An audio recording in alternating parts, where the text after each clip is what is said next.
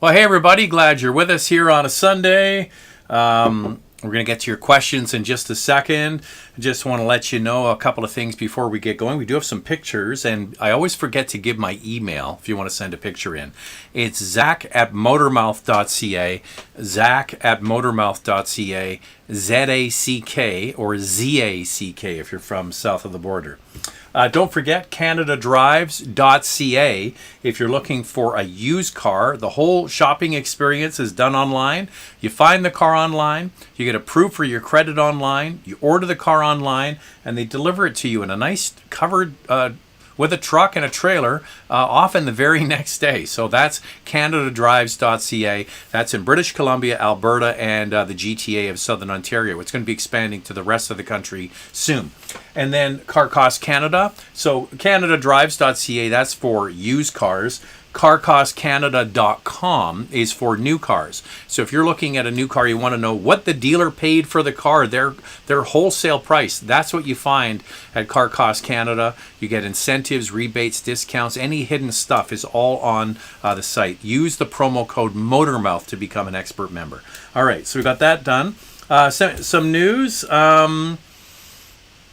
General Motors and Honda, if you're not aware, have partnered up to use the Ultium platform that General Motors has developed, their electric car platform, and they're going to be sharing it with Honda. So the reason they do this is it costs billions and billions of dollars to produce a new model, a new platform, new vehicles, and Honda is going to be sharing a lot of that cost with General Motors, and they've decided to co-develop a $30,000 electric EV, battery electric vehicle, and that's pretty exciting. And it's going to be interesting to watch if they can hit that target, because we've been talking about this over the last few weeks about how prices of raw materials is shot way up. Then you have the war happening in Europe, and electric car prices have gone up. We've seen Tesla move the price of their vehicles up several times over the last few weeks. So that's the news from GM and Honda. They expect to have a $30,000 EV in the marketplace. We'll wait and see if that happens.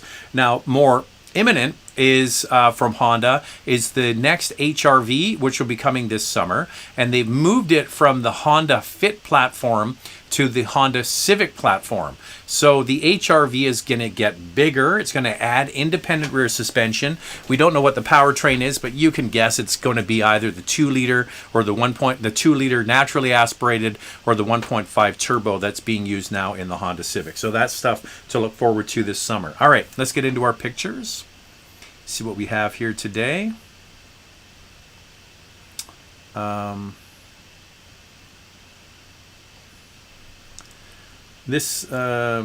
wait, I missed one. Hang on a second here. There you go. That's Joe from Long Island sent in a picture of his XT6. And when Andrea and I drove the XT6, we were very pleasantly surprised by it. A nice vehicle, nice size as well. This is from Ron, who sent in a picture. I don't think this was his actual first car, this particular picture, but it's a picture of what was his first car, which was a Nash Metropolitan. He said it's not a Ferrari. Truer words have never been spoken. This is from Michael, who is in Moncton, New Brunswick. And he says this is one of only 4 GTIs that are going to be coming to the Moncton area. And I said, why only 4? And he said because of supply shortages, the wiring harness issue that's affecting Volkswagen because of the war in Ukraine. He said they're only getting 4 of them. So that car there is the base model with the wheel and sunroof package, which is the one that I would choose. And why? Why would I choose that one? Because of this, my friends. There you have it. There's the radio with a real volume knob and a real tuning knob. So if you get the base model GTI, you get real physical buttons. If you get the other models, you get the slightly larger screen, but you get those swipe capacitive nonsense. That's way better, and it's cheaper. And the great thing about that car, what is it? $31,500 in Canada. And speaking of that, we have another picture. This is from Claude in the U.S. He sent a picture of his son's also got a base model GTI with the upgraded wheel package. So his son just picked that one up. So it looks good that the base model GTIs are finally starting to arrive. They had produced all the high-end ones, the Autobahn versions and what have you, and now it looks like they're starting to supply the base models, which is great. What's coming up this week? Well, on Tuesday, it's the BZ4X or the BZ4X. We did a little walk-around video that dropped on Friday. That's on the channel now. You can watch that. But the full review of the Toyota BZ4X will be when you wake up on Tuesday morning. That will be out. And then we're also going to do a BZ4X and an ID4 comparison this week. And then at the end of the week on Saturday, we do the Honda Passport. So that's all coming up on the show. And if you want to get a question answered, you just have to get it answered today. You can always do a super chat if that is of interest to you, just because it flags my attention and I'll pay attention and see it. Okay, so first question is Sanjeev. Hey Zach, my school teacher looked for a 15 Honda Accord Sport for sale, $35 for a new car or SUV. I don't know what that means. Try again. Victor, hey Zach, any chance you and Andrea will review the new WRX? Thanks, you keep up the great work. Yeah, it's funny. As soon as you say, look what pops up, a Subaru. It's funny the way that works. Yeah, when it's here, of course we're going to review it.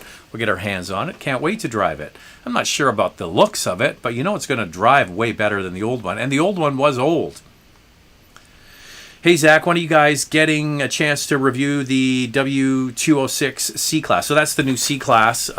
Yeah, we're just waiting for it to arrive. And Mercedes-Benz is usually pretty good about getting their cars out here quickly, so we'll just wait. And the other one is the GLC. It's going to be based on that same platform. Is going to be coming out probably the end of this year. So looking forward to that. We sit and wait. Our biggest problem is just getting the cars, like everybody else. Bonjour, Zach. 2023 Corolla GR or 2023 Honda Civic Type R? I don't know. I mean, nobody's driven the Corolla yet, so... And then very few people have driven the Type R. They just set a new lap time at the Nürburgring with the Type R. So it's good times to be in the hot hatch business, but you know the big difference is that the Toyota is an all-wheel drive vehicle based on the Rally WRC Polo, not the Polo, the Yaris that we don't get here. But yeah, that'd be a great shootout for those two for sure.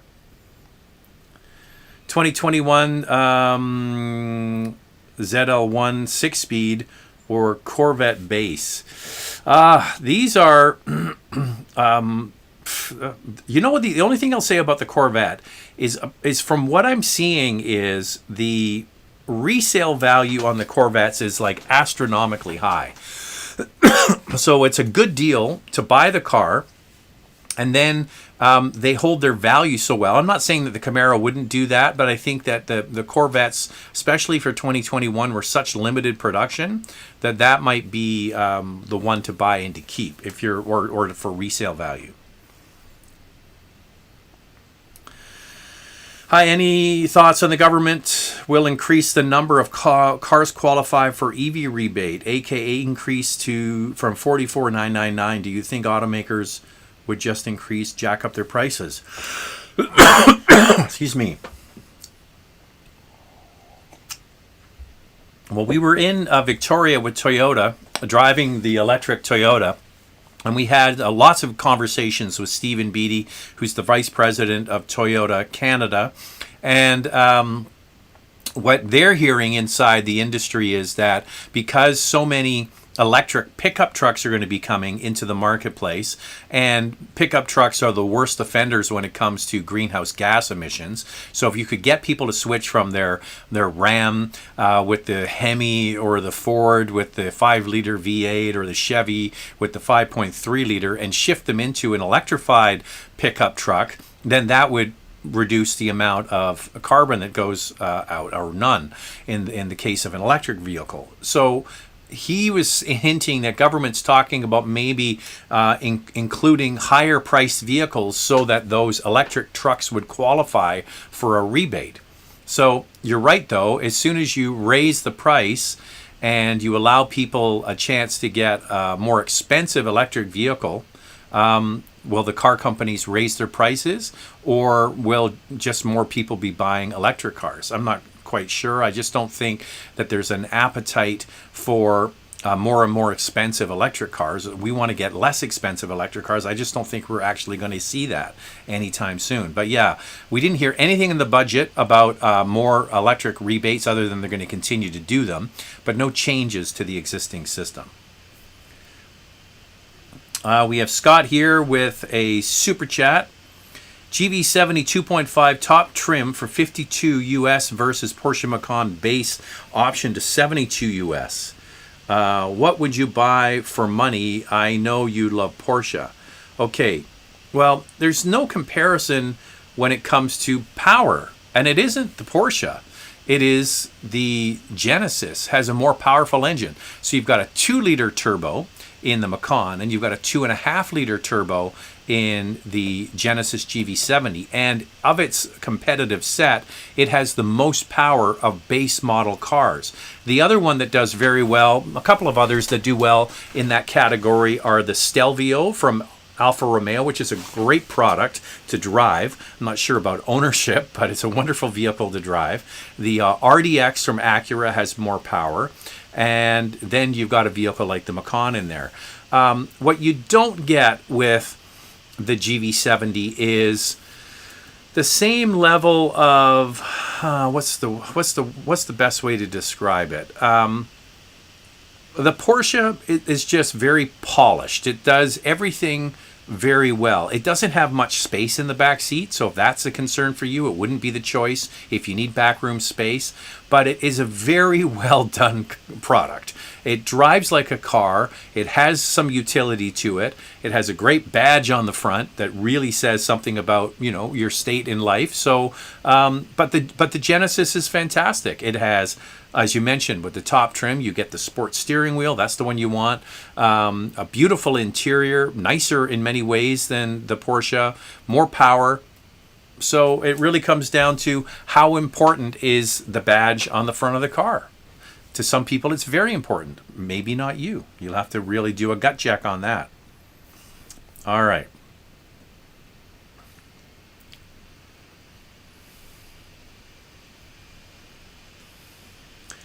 SM is saying, is the chip shortage and other supply chain issues getting better right now? If not yet, when will it get better? Bank of Canada rate hike should help dealerships reduce their order backlogs. I'm not sure about that. I don't know if there's going to be, like, we're going to see interest rates going up. There's no question about it. All of the large banks in Canada have all said they expect it to be a minimum 50 basis point rate hike, so half a percent on top of what's already been announced. So the backlog, the chip shortage, all of that is not getting a lot better. In fact, there's some, and it's shifting around. Like some brands were really taking it on the chin in the fall, like Toyota, for example. And now they're starting to rebuild and replenish their stocks. And then other brands like Volkswagen is taking it on the chin right now, and they have a compounding factor that they get parts out of Eastern Europe affected by the war in Ukraine. So that's really slowing things down. So there's lots of things at play here. Then you have what seems to be an insatiable demand right now for more cars, back orders of cars that need to be filled, rental car fleets that need to be replenished, and just basic inventory that needs to build up on car lots. So we're going to be in this for a while. I would say right through the year. When it ends, you know, it's come up more than once, I'll tell you, that some people are saying we are way overdue for a recession. The last recession, of course, was the Great Recession in 08, 09. So we've had a long, long run now without a major downturn in the economy. So we'd have to see. That would definitely change things a lot. But hopefully we don't have a protracted downturn, maybe a couple of quarters or 3 or 4. But we'll have to wait and see. But you're right. Interest rates could certainly start to slow things down. but I don't think so. There's just so much pent-up demand. Oh, Carter, just a second, Carter. Why did I miss your picture? I got to find it. Hang on a second here. Here's Carter's picture. Did I show your picture? Oh, no, it's not. Oh, geez, I feel bad. So Carter sent in a picture. Let me find it. Hang on a second here. I have to do this because it's bugging me.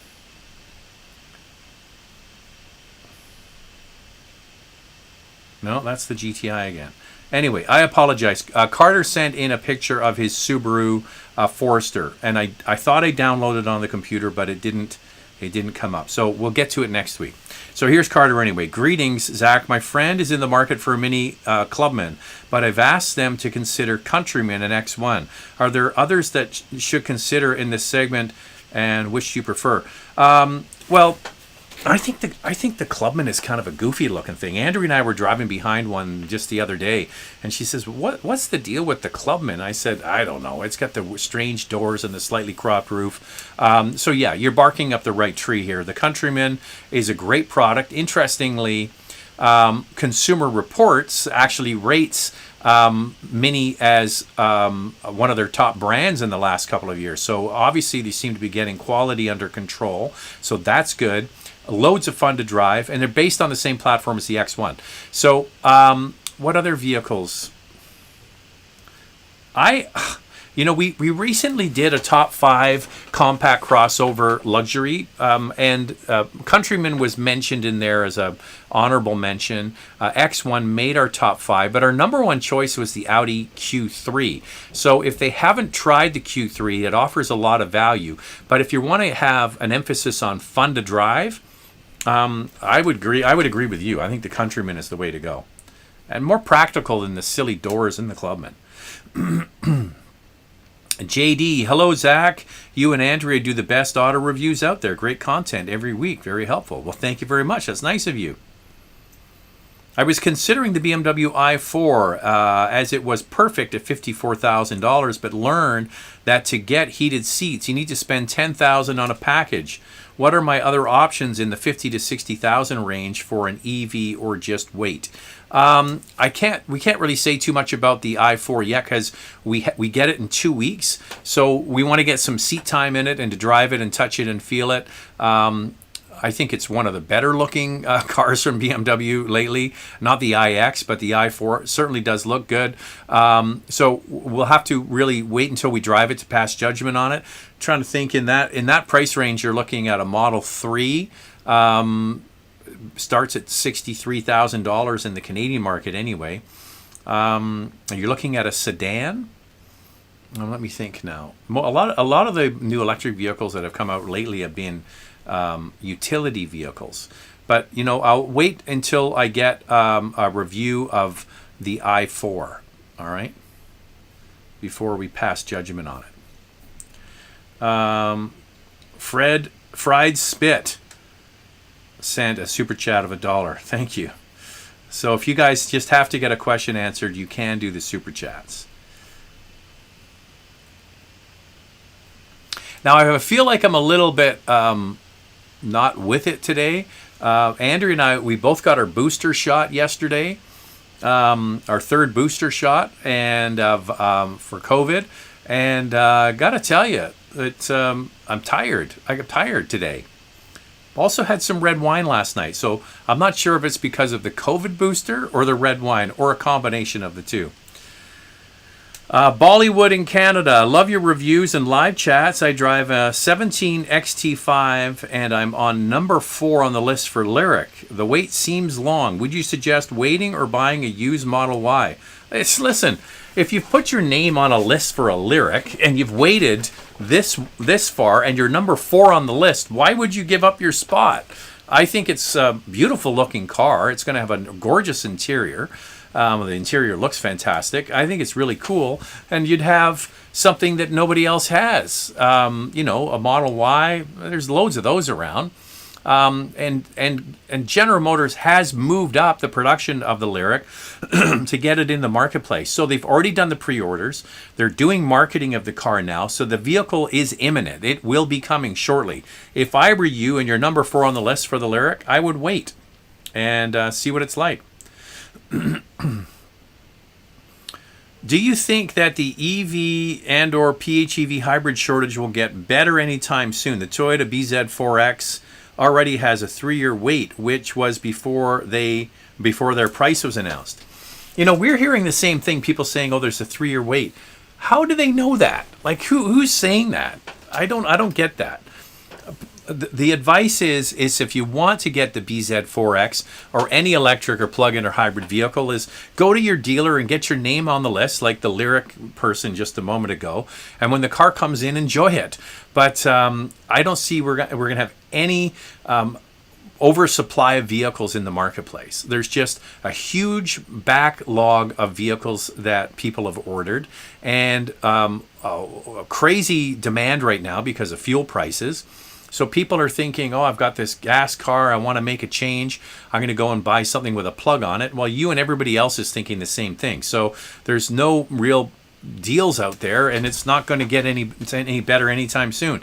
So one of the problems with a legacy car brand like, say, Toyota or Honda or any of the legacy car brands is they still have to make regular cars.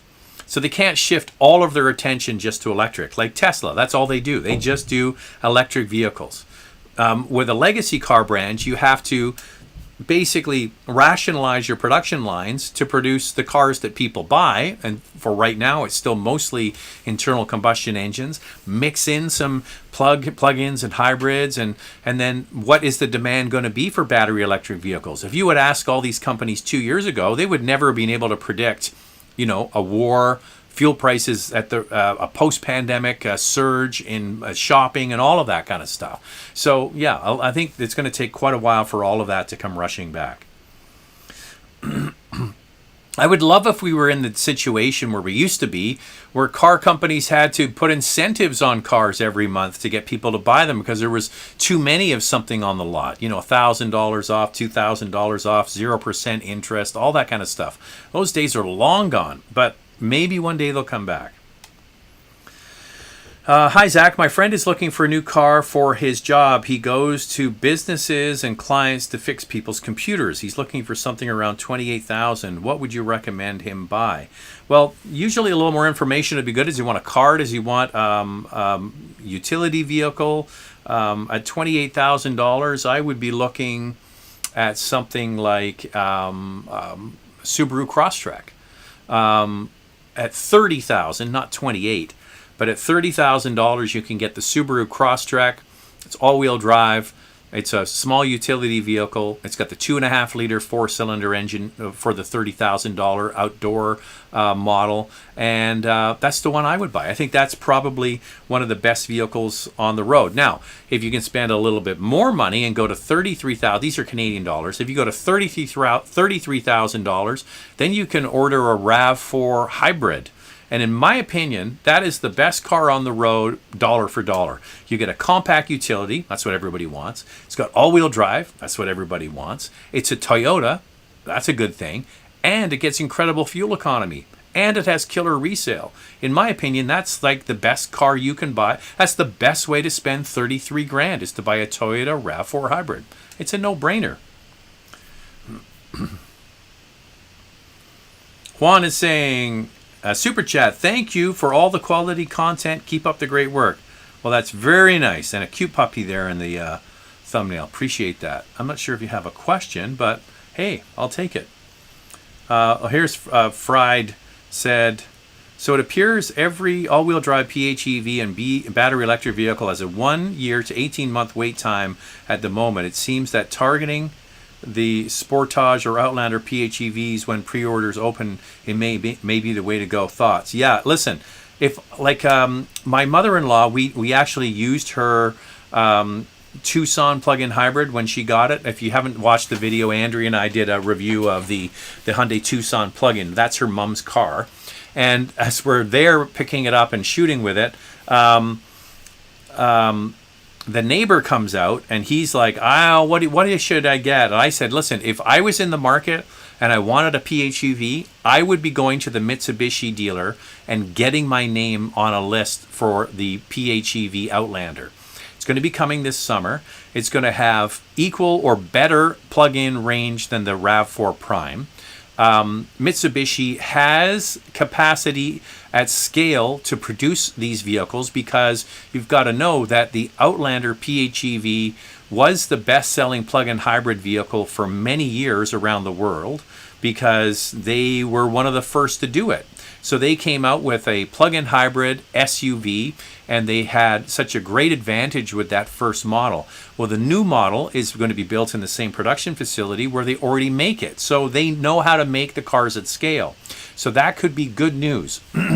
So if I was in the market for a plug-in hybrid, that's the one I would be putting my name on the list for. But you put your name on a list for a RAV4 Prime, put your name on a list for an Outlander, for a number of these plug-in hybrids, and whichever one comes in first, that's the one you should buy.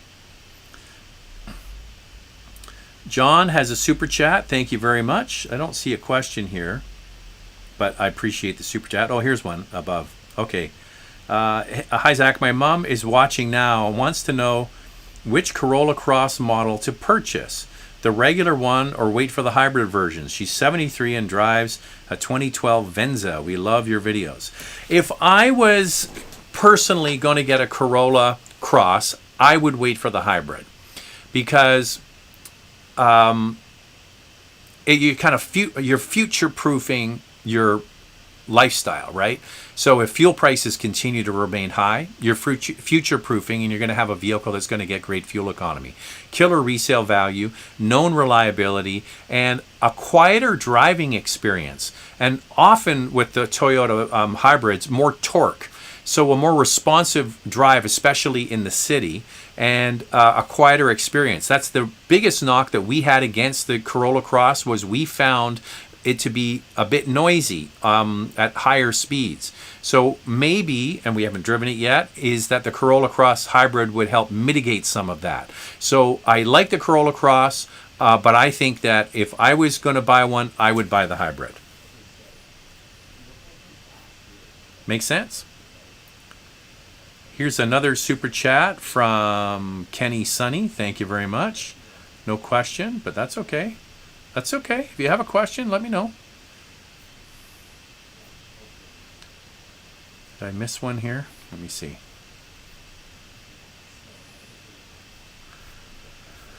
Okay, gonna go back to where I was here.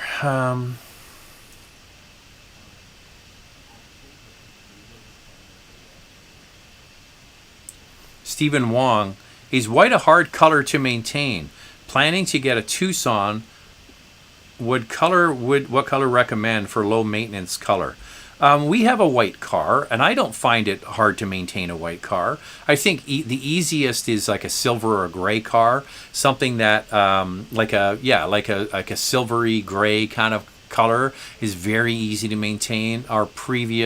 Actually, we have a Honda Civic that's a silvery gray color, and it's good at covering the dirt. The white car is only if you get something dark on it, like leaves on it or something like that. But for the most part, it's pretty good. It doesn't matter what you get. The dirtiest part of the car often is the wheels. So you get brake dust and all that kind of that shows regardless of the color of the car. So I wouldn't steer away from a white Tucson. That's what my mother-in-law has. She has a white Tucson. John is saying, my coworker is trying to find a car for 23. What should she buy? A car for 23? I would say the Kia Forte is a great product for around 23. Actually, even better, the Nissan Sentra. You can get a really nicely equipped Sentra for $23,000. White shows dirt easier, but provides great contrast and stays newer looking longer. It's also proven to be about 12% safer in studies and avoiding crashes due to visibility. Well, that's kind of funny, because the only time we, touch wood, had any issues with our car, Andrea was parked and not moving and driving a white car. with the brake lights on, and somebody drove right into the back of her, and the bumper needed to be repainted. So I don't know about that. That's 12% better, but obviously not infallible when it comes to being avoided from accidents. Here's a super chat from Keith Smith. Thank you very much. Hi, Zach. Love the channel. Just wanted to support the channel. You already answered a question about the extended warranty on my 2022 Yukon Denali. Get it or not on Instagram the other day. Appreciate it. All right. There you go. Yeah, don't be buying warranties until your existing warranty is about to expire. That's like buying twice the insurance. So, and then things can happen. You know, you might get a new job, something might happen in your life, you have to get rid of the car, and you've paid for all of that extra warranty, and you might never use it, right? So, only when the regular warranty is about to expire, that's when you look for the extended warranty.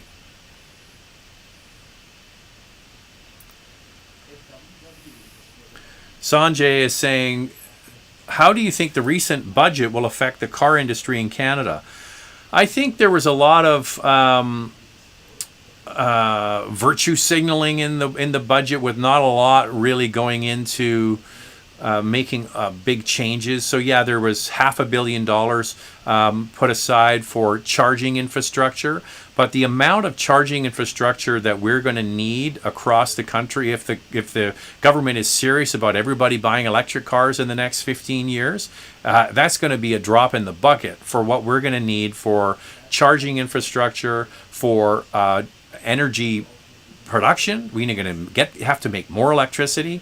So yes, it's one of those things you go, okay, line item for the environmental movement, line item for people who are into electric cars, done, right? Cross that off the list. But I don't think it's meaningful.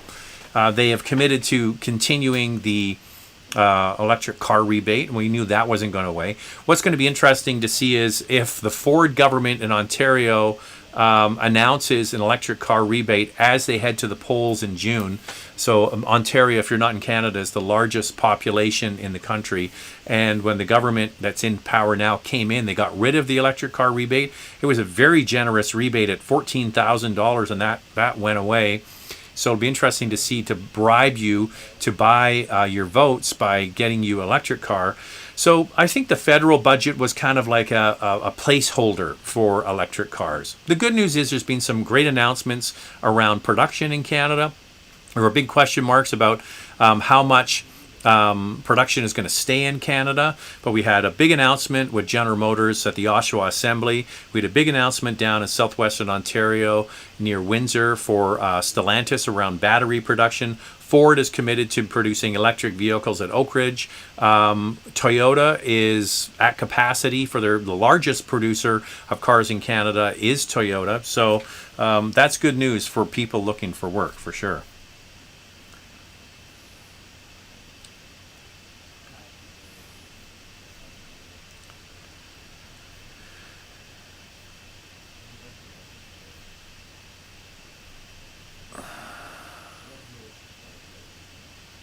When are you doing a Dodge Challenger review?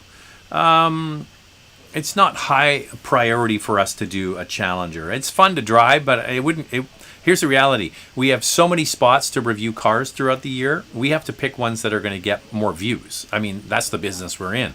We're in the eyeball business. And yeah, Challenger would be fun, but it wouldn't get very many views. Civic or Corolla?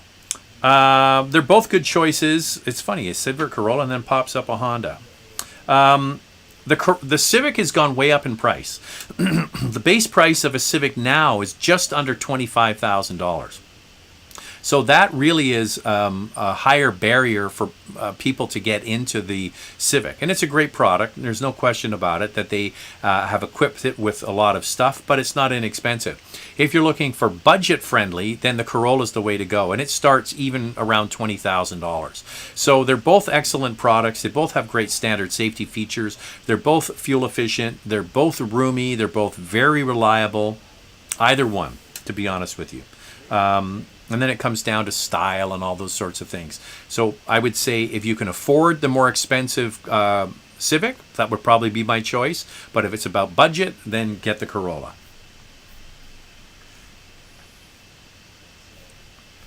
We got more super chats coming in. Vince with a super chat. I would like to see the reviews include parking in parking spaces and entering and exiting the vehicle. Some vehicles you need to be a contortionist to get in and out of a parking space. Well, duly noted. We'll see what we can do. Another fried spit super chat. Thank you very much. No question, but we'll take the super chat. Thank you very much. So yeah, I mean, the number of things that people ask for in our reviews, they could be 30 minutes long. We have to sort of decide at some point what our format is. But getting in and out, I think some people like the walk around video we did, for example, of this Toyota electric vehicle. We did a quick little walk around preview. People seem to like that. So when we go on these launches, we're going to do more of that, but not sure we're going to implement it regularly to every single video we do.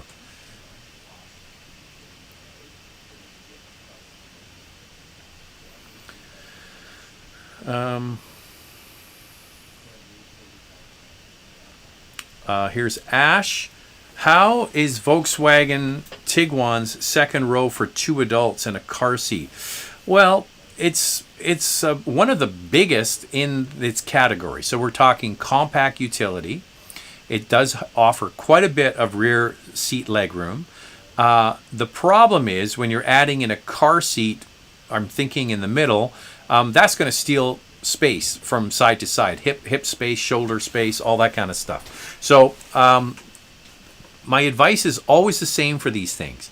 Take the car seat to the dealer, put the car seat in the car, and try it out for yourself. It won't be a problem with legroom. Legroom isn't an issue. It's a big product. So like I said, it's one of the biggest in this category. But side to side might be the issue. Another vehicle that has excellent second row legroom in this category is the Tucson from Hyundai. An enormous amount of rear seat legroom, and the Tiguan is right up there as well. But take the car seat to the dealer and try it out for yourself. You know, when we were shopping for cars years ago when the kids were young, I took the car seats, I took the strollers, I put them in and out of all of the trunks, all that kind of stuff. The sales guys are looking at you funny, but you know what? It's your car. It's going to be your car. Do the homework and see which one you think is fine. But yeah, I think it could be done. I wouldn't want to do it every day, but you could certainly fit 2 people in a car seat. Hi, Zach. Saw a question about car color.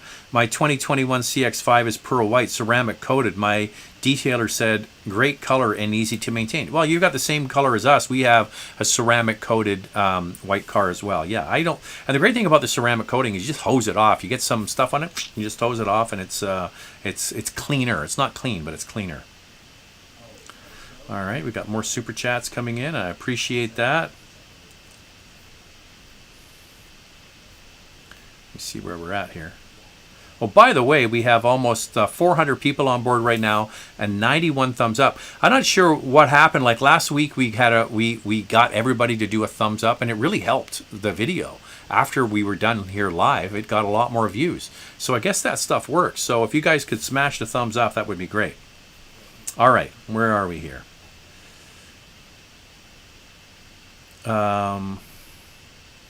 There's a super chat. RAV4 hybrid or Prime SE, considering the incentives for Quebec and the fact I'm not a patient guy. Planning to wait 3 years for cheaper all-wheel drive EV. I would listen. If you are not patient, like the problem with the whole Quebec situation is the incentives are so rich that it makes no sense to buy the hybrid. For the incentive that you're going to get for the plug-in Prime is going to equal out or be better than the hybrid. The problem is you can't get one. So my advice is the same, is order the car, and there's no wrong time to buy a RAV4 hybrid. So if you can get a RAV4 hybrid fairly quickly, and quickly I mean months, and then order the RAV4 Prime, when that comes in, you can flip out of one and into the other, no problem. There's no problem getting rid of a RAV4 hybrid and get into the RAV4 Prime. So you can kind of have your cake and eat it too at the same time. So if you can get a RAV4 hybrid, get it. Order a RAV4 Prime. If it does take 3 years, then you have a nice car to drive until then. But you're right about the incentives. It's totally skewing the market. And it's not doing great thing for figuring out which one to buy. Here's Dave Reimer. Hey, Dave. Thank you for the super chat. Finally seeing discussion about issues regarding EVs and downsizing of vehicles with this weight driving around. I think the market and governments are excited about EVs, but they're looking past these issues. Finally seeing discussions about issues regarding EVs and the downside of vehicles with weight driving around. Well, funny, an electric car just popped up, the Taycan. There's a bunch of issues with electric cars when it comes to, so we've got this big heavy battery that you're lugging around, often for one person. And do you really need 400 and 500 kilometers of range every single day? So these are questions people have to ask themselves. But it doesn't matter if they actually use 400 kilometers of range or 250 miles, they just want to have it. And if you want to have it, then you need a big battery. And batteries are expensive and batteries are heavy. So here's one thing I want people to think about. And I'm a big fan right now, today, of hybrids. Because, for example, we'll just pick the BZ4X. I can't tell you the exact size of the battery. That's under embargo until Tuesday. But say it's around 70 kilowatt hours, right? Because most of these electric SUVs are around there. And a RAV4 hybrid has a 1.6 kilowatt hour battery, okay? 1.6 kilowatts versus, an ID4, an EV6, Ioniq, or a BZ4X is going to be 70 plus kilowatt hours.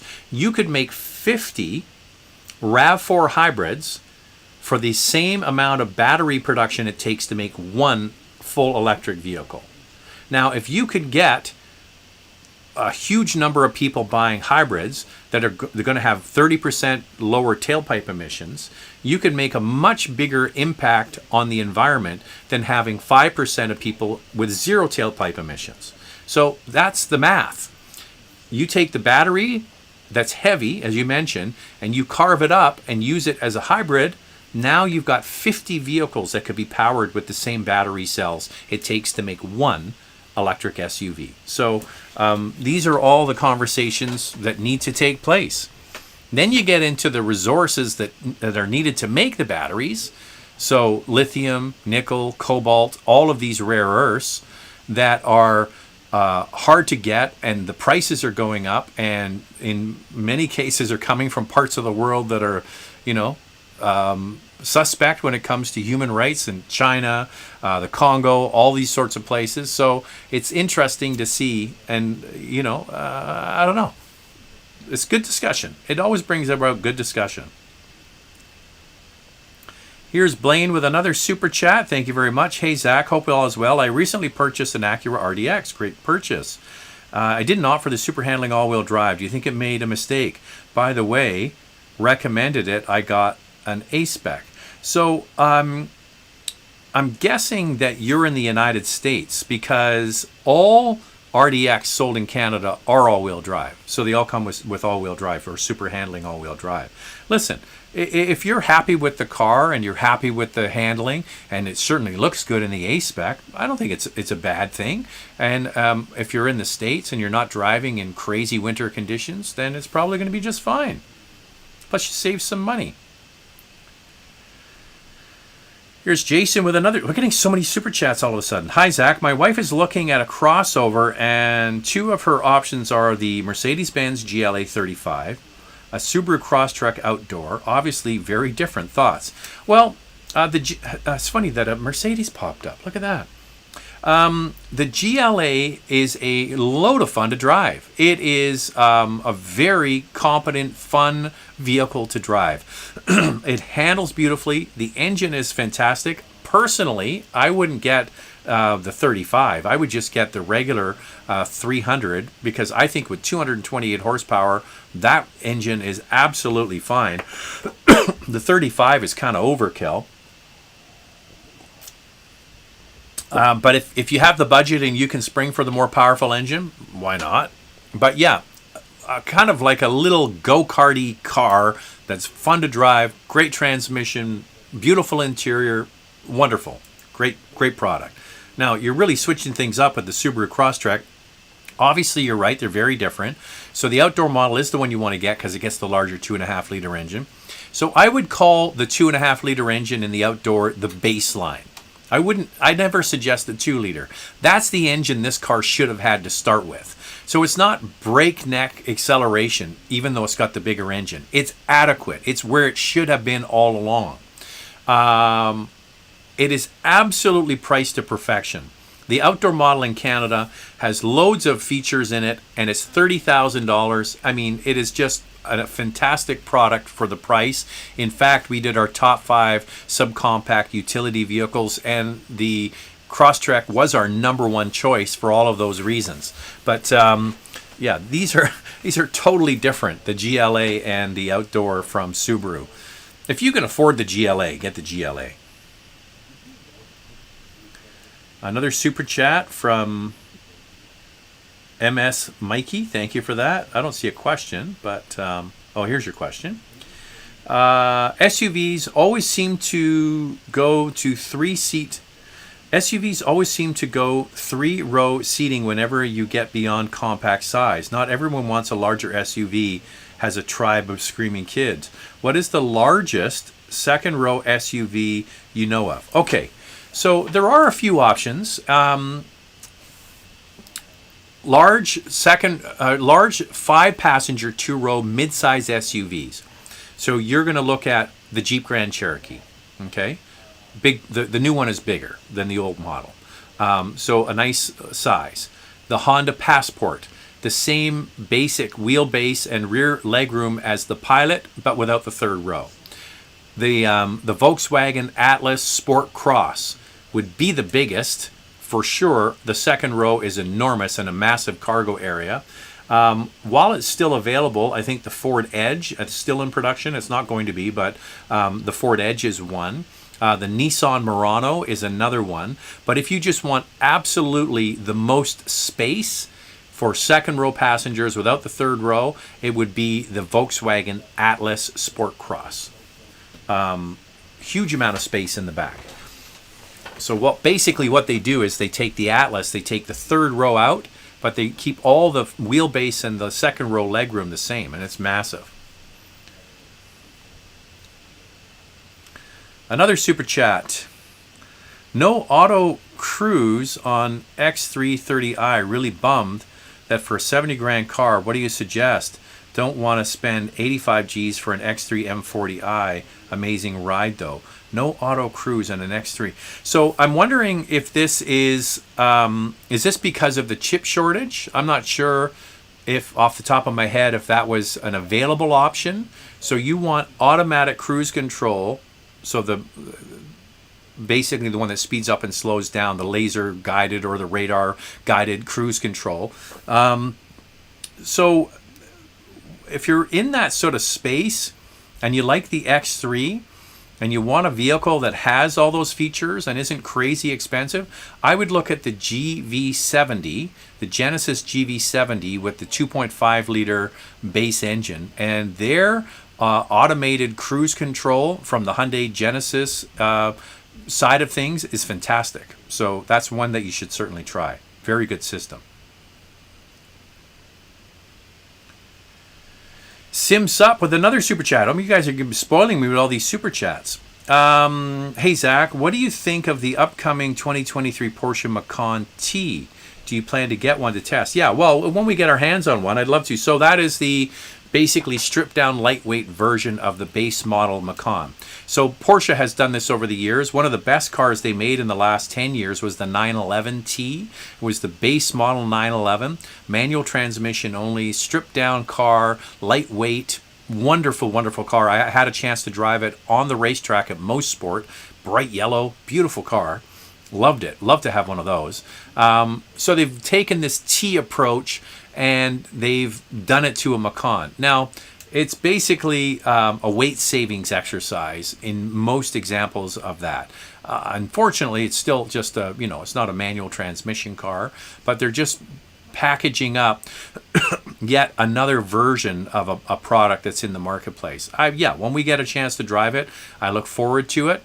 Is it kind of just a marketing exercise? Well, I'll have to wait and see. I remember, what was the one car we drove? What was it? It was there was a lightweight Boxster years ago, and all of the weight savings were the wheels, the seats, and then if you got the automatic transmission, the PDK, it just added all the weight back in. It was kind of crazy. So it was, and it had a lowered suspension. I'm trying to remember which one it was. But the weight savings was negated if you got the automatic transmission. So, yeah.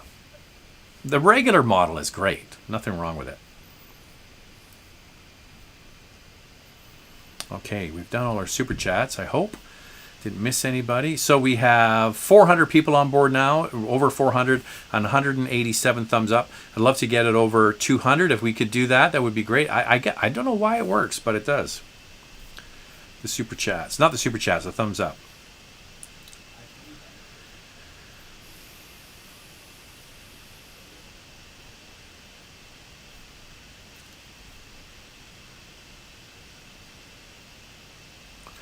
Jeff is saying, recently Nissan has redone the Frontier, Pathfinder, Rogue. Is the Qashqai going to be refreshed soon?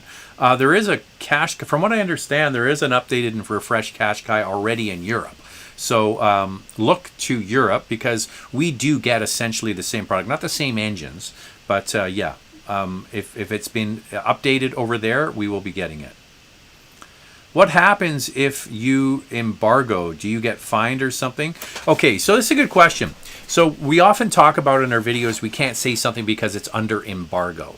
So when you go to an event, like we went to Victoria, Toyota flew us there and put us up in a hotel. It's easier for them to bring journalists to one area and get a bunch of them to drive a car over a few days than to try and have, you know, there's only 2 of these cars in Canada, and they're prototypes, right? So we go there and you say, yeah, we'll drive the car, but we agree that we're not going to divulge certain things about the car, and that is the size of the battery, the pricing, the range, and a few other things. We were given a press release several months ago when the car came out, and they said you can talk about all the stuff that's in the press release. So that's what we did in our walk around video. But all of the other stuff is under embargo. And really what it's done is so that everybody in Canada and the United States gets a chance to drive the car, make their videos, do their stories, get their stories ready to be published online. And there's no sort of first mover advantage, right? So then everybody's articles and videos will come out on Tuesday. So that's what they do. Now, are you going to get fined if you break the embargo? Say we put out a video and it listed the range and the prices and all that kind of, all the stuff that we agreed not to do. Well, there's nothing that they can do other than you're never going to get inside one of their cars again, and that's what we really need. We need to get access to the vehicles, and we need access to the vehicles first. So we respect the embargo because we need to get their cars to drive, to do our videos, and they need us to cover their cars and to give information, but to release the information that's fair to everybody. So that's what embargoes are for. It's so that all of the people that you watch on YouTube, whether it's, you know, the Fast Lane Truck or Rady's Rides or Redline or all of them, they've all driven this car, and we have too, but we won't be able to publish our full videos until Tuesday. So that's how it works. Just makes it fair. Hi, Zach. A 2023 Kia Telluride refreshed, introducing a full digital dash. I hope they do not get rid of the Ioniq daytime running lights. I don't know. I'll have to wait and see. The Palisade is going to be shown next week at the New York Auto Show.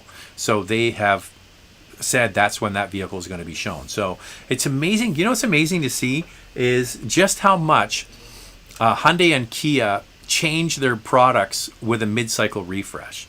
Like, you would see brands, especially German brands, who would leave their cars for 7 years without any major updates.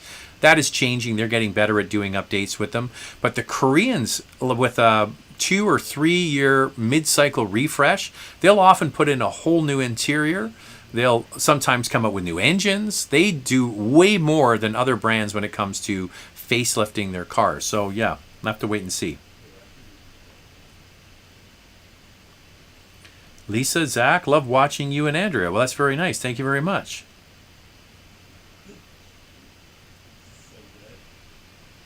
EV6 or BZ4? BZ4X.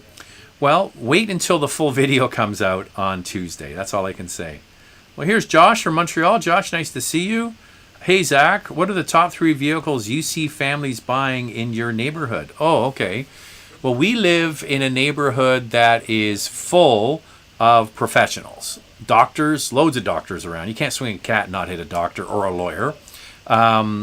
Just, we were lucky and bought this house that we're in many years ago in the Vancouver real estate market.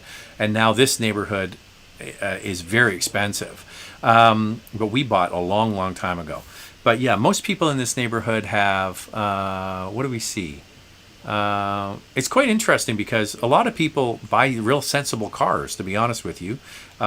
Loads of Subarus, see lots of Subarus, loads of Toyotas, but then there's lots of Mercedes-Benz, there's lots of Teslas, there's lots of prestige cars in Vancouver. If you've never been to Vancouver, Josh, I'm not sure if you've ever been here, but Vancouver is the prestige car capital of Canada, and I would argue that it's one of the top 3 prestige car cities in North America. Like when I go to LA, I don't see the cars that I see here in Vancouver, or as many of them. So it's quite interesting. Yeah, I would say, the typical suspects, BMWs, Audis, all of the high-end brands are overrepresented here.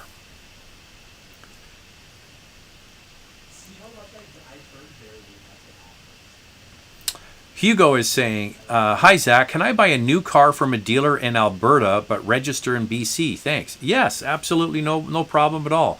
So when you buy interprovincially, what you do is you buy the car, in this case from Alberta, and then when the car is registered, it is be registered in your home province where you live, and that's British Columbia. That's when you pay the tax. So you would pay, I believe you would pay the GST to the Alberta dealer, and then you would pay your provincial tax when you register the car here. And that's when the vehicle is registered. Now, this happens all the time. For example, if you see a car that an Edmonton dealer has and there's none where you are, you can call them up and say, hey, you've got a Ram 1500 truck. You've got exactly the one I want. Can I buy it from you? And they'll say, sure. And they will often arrange to have it shipped. There's always tractor trailers and trains and whatever moving back and forth. And dealers will swap cars all the time.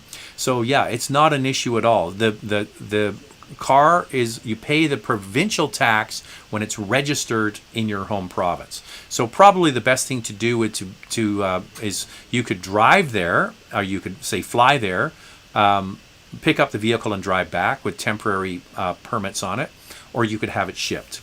The car I bought a year ago, the Cayenne GTS that I have, I bought it from a guy in Edmonton, and it was shipped here with a private hauler, and got the car in short order. And then it was registered here and paid the tax here.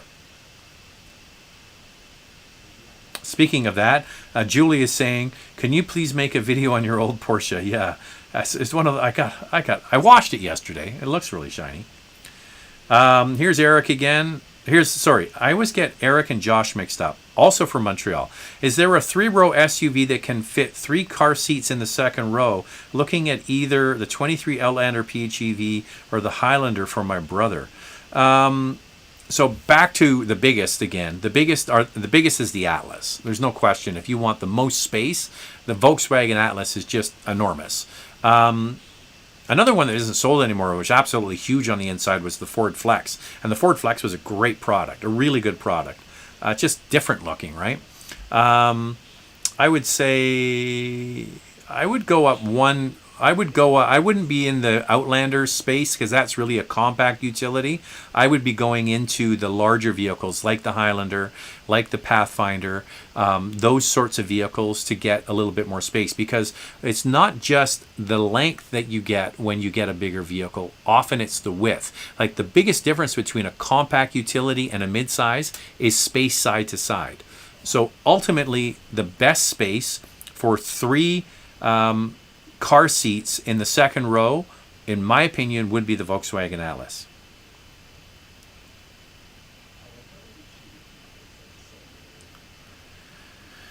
Hey Zach, any idea when vehicle prices are going to come down? I have a 2020 RAV4 XLE gas and I see it listed for the same price I paid for it in 2020 or more.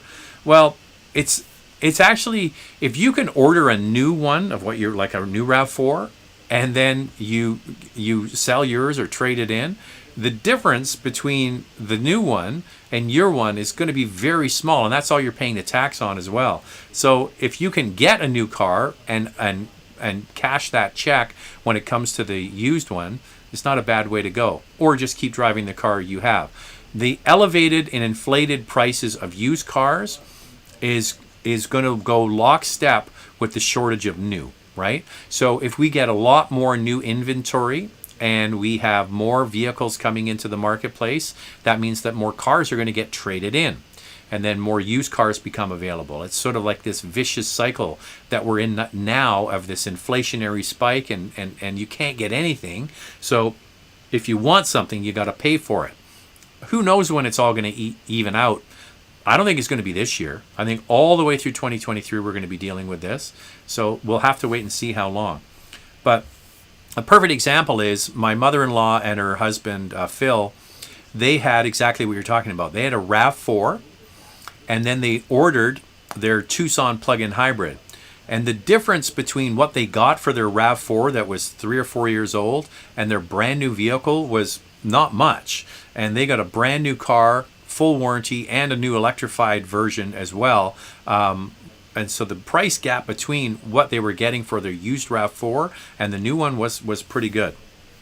Okay, so we have over 240 thumbs up. So thank you for doing that, guys. Appreciate that. I just want to go and make sure I haven't missed any super chats. Sakib, here's the question. My trip, Yo Japan, loved it. Any plan on doing something similar near future? I think you're referring to the time I went to Japan. I did a little sort of video blog. Is that the one you mean? Where we went with Mitsubishi? It's funny because I was bugging the gang at Toyota when we saw them. I said, Andrea's never been to Japan. We should all go when there's an auto show. And they rolled their eyes. And I love Japan. I just think it's fantastic. It's like, I call it Planet Japan. When you go to Europe, if you've been to Europe, things are similar to here, but they're all just a little bit different, right? Like the way things work are slightly different. When you go to Japan, it's all different. And it's not just a little different, it's a lot different. It's such a cool culture. I'll give you one example. In downtown Tokyo, we were staying at the Hyatt. I'm trying to remember the name of the major train station we were at. So the city of Tokyo is 37 million people. Think about that. The population of Tokyo is the same as all of Canada in one greater metropolitan area. And it's a metropolis. It's absolutely fascinating to see it all working. So this train station in downtown Tokyo, massive built-up area. You go to the train station there, and there are hundreds of bicycles all lined up outside the train station. All sitting there, not one of them is locked up. You just take your bike there in the morning, you leave it, you go to work, you come back, you get your bike, and it's still there. That's Japan. Pretty cool. All right. I think we're all out of time. Thank you very much for the super chats. Very generous. Don't worry. If I don't get to your question, I do read them all. So we'll do this again next Sunday. Thanks to everybody for being on board. Have a great night, and we'll chat with you soon. Don't forget, on Tuesday, the BZ or the BZ4X full video comes out on Tuesday. We're going to do a comparison of the BZ4X and the ID4 later in the week. And then on Saturday, we're going to have the Honda Passport. Now, one super chat came in at the end there, so I feel bad if two of them have come in. Okay, I'll stay and answer these two because you've done a super chat. I only drive 5,000 kilometers a year. Gas or hybrid only save 500 a year, but $12,000 price difference. Kona N Line Unlimited versus Tucson PHEV.